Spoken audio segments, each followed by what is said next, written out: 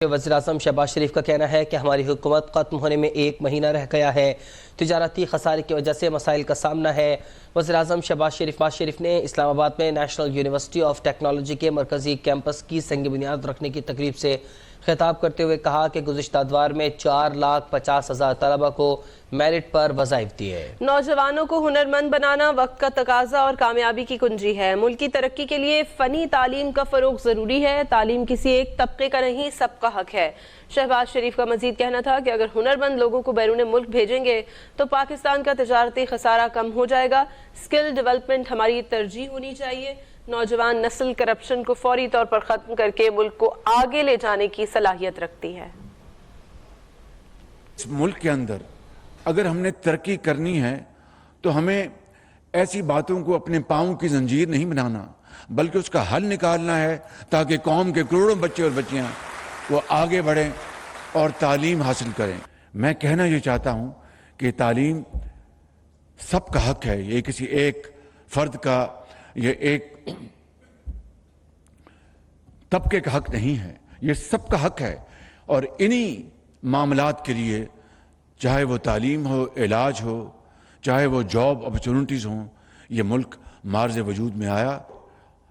Equality services around the globe, دنیا میں، London میں، سنگاپور میں، جہاں پر بھی اس طرح کے ادارے ہیں ان کو آپ لیں کہ وہ سرٹیفیکیشن ان کے حق میں جائے گی۔ جب یہ باہر جائیں گے یا کسی بھی ادارے میں جائیں گے تو ان کے پاس وہ سرٹیفیکیشن ہوگی اس انٹرنیشنل انسٹیٹیوشن کی، تو ان کی جو تنخواہ بھی زیادہ ہوگی، ان کو عزت بھی زیادہ ملے گی۔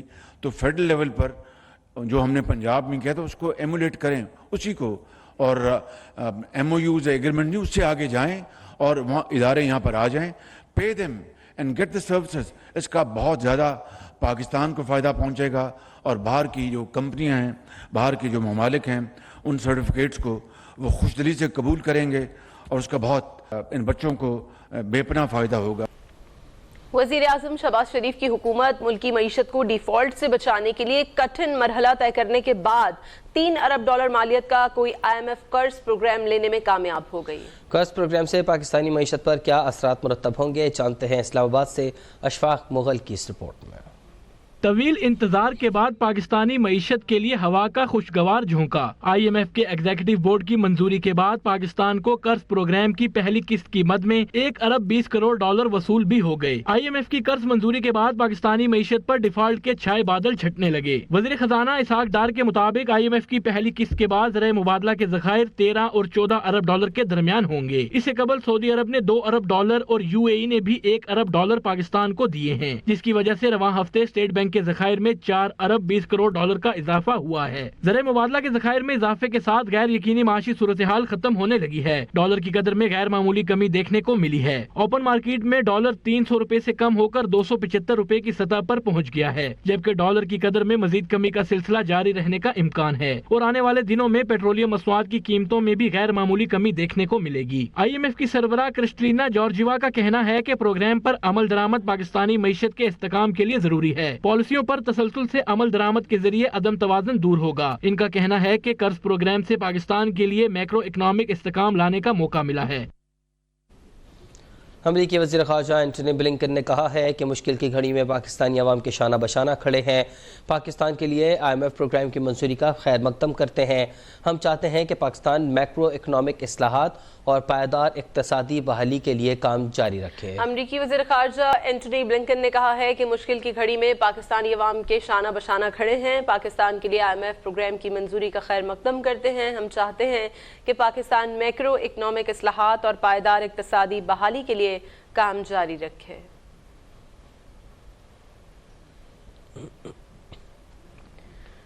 کچھ بات کریں گے، انٹر بینک میں ڈالر 46 پیسے سستا ہو گیا ہے۔ انٹر بینک میں ڈالر $276 پر ٹریڈ ہو رہا ہے۔ پاکستان اسٹاک مارکیٹ میں کاروباری ہفتے کے آخری روز انڈیکس میں منفی رجحان، مارکیٹ 65 پوائنٹس کی کمی سے 45,201 پر ٹریڈ ہو رہی ہے۔ انٹر بینک جہاں ڈالر سستا ہو گیا ہے، 46 پیسے کی کمی آئی ہے۔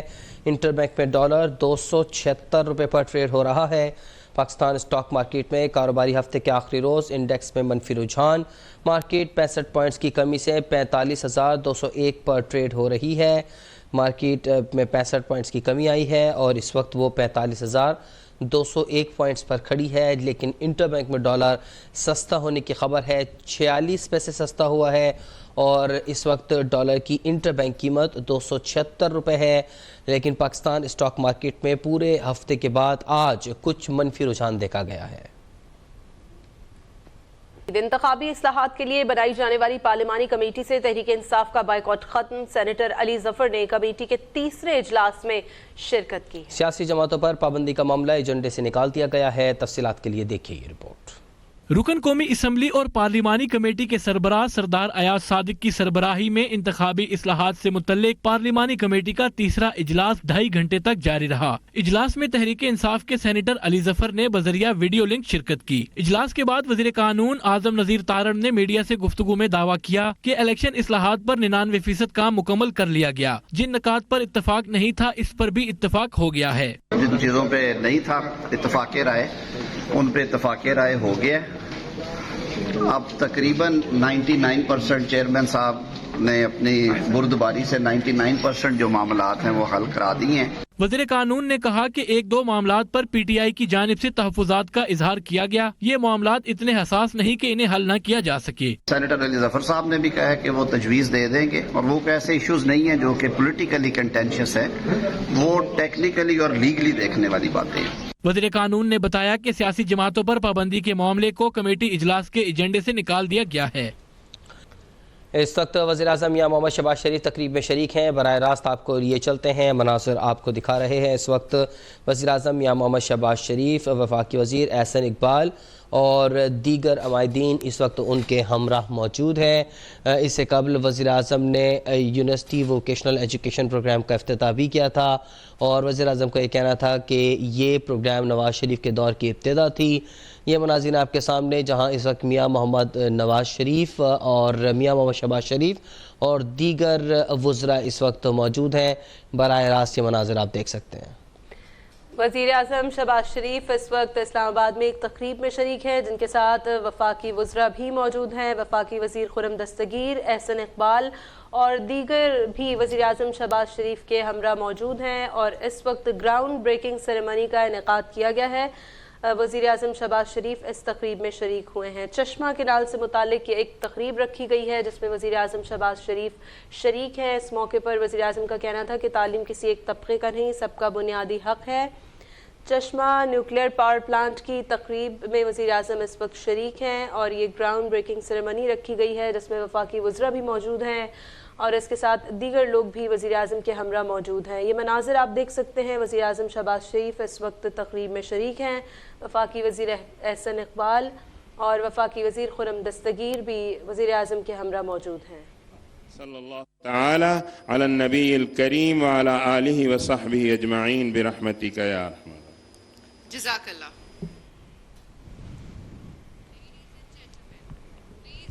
The honor of the chief guest, Prime Minister of Islamic Republic of Pakistan, His Excellency Mian Mohammad Shehbaz Sharif. چشمہ 5 نیوکلیئر پاور پلانٹ کا سنگ بنیاد رکھنے کی تقریب جس کے مناظر ہم نے براہ راست آپ کو دکھائے ہیں۔ وزیراعظم چشمہ 5 کے سنگ بنیاد کی تقریب میں شرکت کے لیے میاں والی پہنچے تھے۔ اس موقع پر مناظر ہم نے آپ کو دکھائے۔ چشمہ نیوکلیئر پاور پلانٹ یونٹ 5 کی استعداد 1100 میگا واٹ سے بڑھا کر 1200 میگا واٹ کر دی گئی ہے۔ ملک میں کم لاگت اور ماحول دوست بجلی کا ایک ویژن ہے جس کے سلسلے میں وزیراعظم نے چشمہ 5 نیوکلیئر پاور پلانٹ کا سنگ بنیاد رکھ دیا ہے اور اس تقریب میں شرکت کے لیے وہ خصوصی طور پر میاں والی پہنچے ہیں۔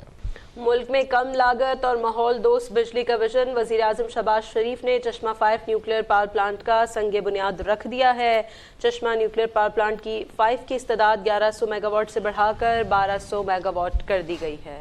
جدید زراعت کے فروغ اور بنجر زمینوں کی آبادکاری کے لیے حکومت اور پاک فوج کے مشترکہ منصوبے کا آغاز ہو گیا۔